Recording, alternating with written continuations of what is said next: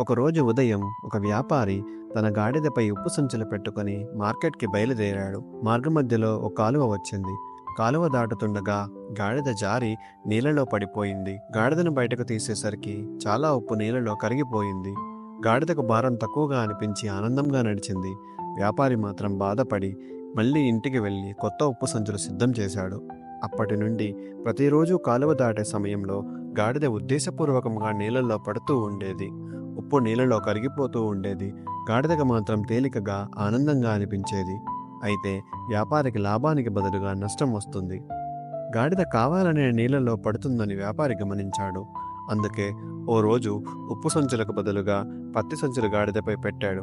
గాడిద అలవాటుగా కాలువ దాటే సమయంలో ఉద్దేశపూర్వకంగా నీళ్ళలో పడింది. పత్తి సంచులు నీటిని పీల్చుకొని మరింత బరువుగా మారాయి.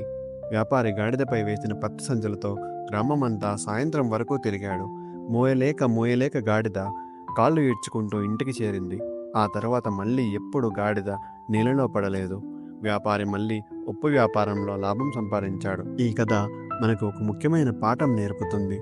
సులభ మార్గాలను వెతకడం, మోసం చేయడం కంటే నిజాయితీగా కష్టపడి ముందుకు సాగడం మంచిది. చివరికి నిజాయితీకి, శ్రమకి మాత్రమే విజయం దక్కుతుంది.